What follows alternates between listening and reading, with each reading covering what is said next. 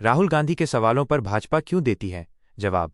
चुनाव आयोग का घट रहा भरोसा, शरद पवार का बयान। राष्ट्रवादी कांग्रेस पार्टी शरद चंद्र पवार के नेता शरद पवार ने चुनाव आयोग की कार्यप्रणाली पर सवाल उठाते हुए कहा है कि जब भी कांग्रेस नेता राहुल गांधी चुनाव आयोग पर आरोप लगाते हैं तो आयोग की बजाय भाजपा नेता जवाब देते हैं। इससे चुनाव आयोग पर लोगों का भरोसा कमजोर हो रहा है।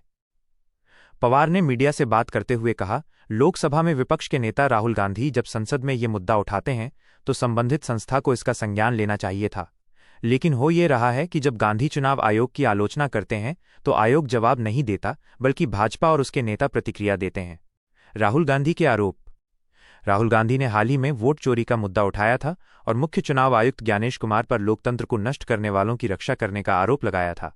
उन्होंने कर्नाटक और महाराष्ट्र की 2 विधानसभा सीटों का हवाला देते हुए दावा किया था कि वहां मतदाताओं के नाम धोखाधड़ी से हटाए या जोड़े गए हैं। चुनाव आयोग का खंडन।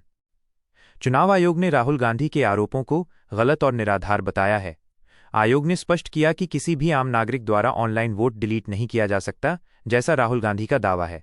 आयोग ने कहा कि वोटर लिस्ट से नाम हटाने के लिए केवल उसी बूथ के अन्य मतदाता फॉर्म 7 के जरिए आवेदन कर सकते हैं। विपक्षी दलों की एकजुटता।